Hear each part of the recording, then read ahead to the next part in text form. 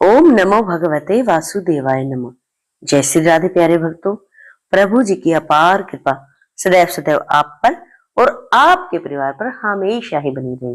प्यारे भक्तों, आज हम सुनेंगे मोक्षदा एकादशी व्रत की कथा और साथ ही जानेंगे मोक्षदा एकादशी व्रत के पारण के बारे में। श्री हरि के भक्त हैं, एकादशी का व्रत रखते हैं। कथा को पूरा सुनिएगा, अधूरा बिल्कुल ना छोड़े। आइए सुनते हैं एकादशी व्रत की कथा। मार्गशीर्ष मास के शुक्ल पक्ष की इस एकादशी के व्रत को विशेष रूप से मोक्ष प्रदायक माना गया है। महाभारत के युद्ध में भगवान कृष्ण ने अर्जुन को गीता का उपदेश इस तिथि को ही दिया था। यही कारण है कि मोक्षदा एकादशी को गीता जयंती भी मनाई जाती है। आज भगवान कृष्ण के दामोदर रूप की पूजा की जाती है। इस व्रत का विधान भी उत्पन्ना एकादशी के समान ही है। उत्पन्ना एकादशी का संपूर्ण वृत्तांत सुनने के पश्चात धर्मराज युधिष्ठिर ने भगवान श्री कृष्ण से कहा, हे मधुसूदन, आप तीनों लोकों के स्वामी, सबको सुख देने वाले और जगत के पति हैं। मैं आपको नमस्कार करता हूँ।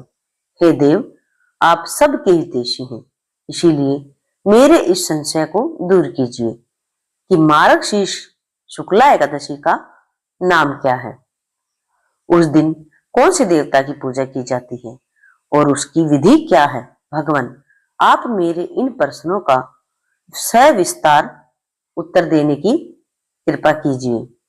भगवान श्री कृष्ण ने उत्तर दिया, हे धर्मराज, तुमने बड़ा उत्तम प्रश्न किया है। इससे आपका यश संसार में फैलेगा, जो आप ध्यान पूर्वक सुनिए। मार्गशीर्ष शुक्ला एकादशी अनेक पापों को नष्ट करने वाली है। इसका नाम मोक्षदा एकादशी है।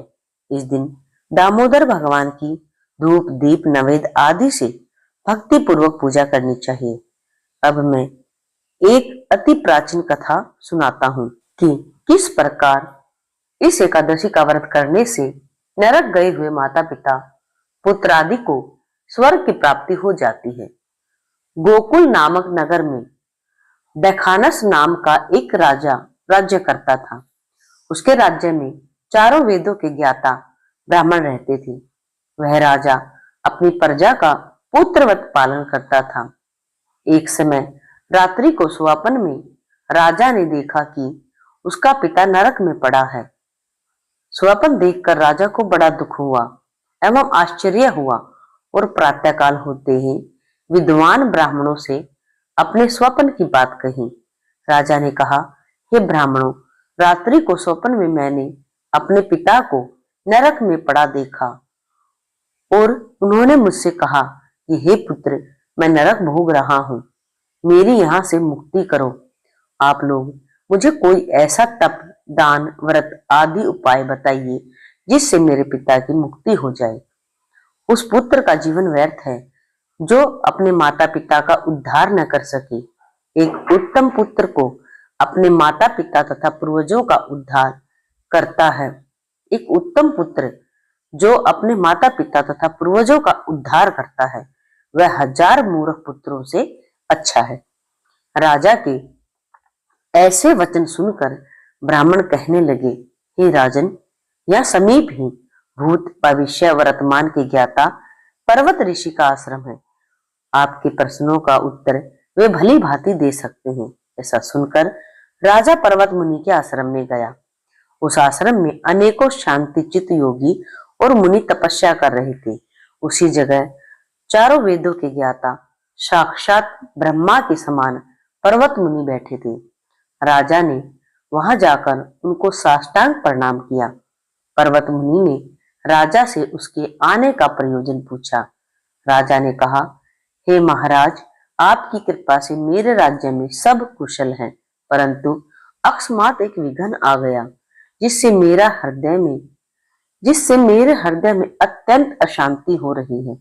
यह सुनकर पर्वत मुनि ने एक क्षण के लिए आंखें बंद की और भूत एवं भविष्य के बारे में विचारने लगे। फिर बोले, हे राजन, मैंने अपने योग बल से तुम्हारे पिता के सब कुकर्मों को जान लिया है। उन्होंने पूर्व जन्म में सोत के कहने पर अपनी दूसरी कामातुर पत्नी को ऋतु दान मांगने पर भी नहीं दिया था। उसी पाप के फल से तुम्हारे पिता को नरक भोगना पड़ रहा है। तब राजा बोला, हे महात्मन, मेरे पिता के उद्धार के निमित्त कोई उपाय बताइए। पर्वत मुनि बोले, हे राजन, मार्गशीर्ष शुक्ला एकादशी को उपवास करके उसके पुण्य को अपने पिता को संकल्प कर देना। उस एकादशी के पुण्य प्रभाव से अवश्य ही आपके पिता की मुक्ति होगी। मुनि के वचनों को सुनकर राजा अपने महल में वापस आ गया और कुटुंब सहित इस मोक्षदा एकादशी का व्रत किया। फिर उस उपवास के पुण्य को राजा ने अपने पिता को अर्पण कर दिया।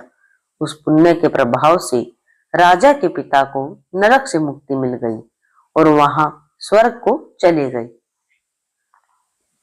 मार्गशीर्ष मास के शुक्ल पक्ष की इस मोक्षदा एकादशी का व्रत करने वाले के समस्त पाप नष्ट हो जाते हैं और अंत में उसको स्वर्ग लोक की प्राप्ति होती है।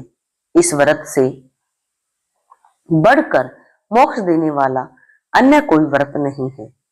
इस कथा को पढ़ने तथा सुनने से वाजपेयी यज्ञ का फल मिलता है। यह व्रत मोक्ष देने वाला तथा चिंतामणि के समान सभी चिंताएं दूर करने वाला है। इतना कहकर भगवान श्री कृष्ण मौन हो गए। जय श्री राधे। ओम नमो भगवते वासुदेवाय नमः। आइए जानते हैं एकादशी व्रत का पारण हमें कब करना है। एकादशी का व्रत का पारण हमें मंगलवार सुबह 6:57 से 9:03 तक हमें व्रत का पारण कर लेना है। प्यारे भक्तों, अगर आपको कथा अच्छी लगी हो, थोड़ी सी भी आपके मन में श्री हरि के प्रति श्रद्धा, प्रेम, विश्वास है तो प्लीज वीडियो को लाइक करके, शेयर करके चैनल को सब्सक्राइब करना बिल्कुल ना भूलें और कमेंट में जय श्री राधे या ओम नमो भगवते वासुदेवाय जरूर लिखें। मिलते हैं जल्द ही अगली कथा कहानी पूजा विधि के साथ। जय श्री राधे, जय श्री राधे, जय श्री राधे। ओम नमो भगवते वासुदेवाय नमः। सभी भक्तों का कल्याण करो हे प्रभु श्री हरि। सभी भक्तों की विपदा दूर करो हे लक्ष्मी नारायण।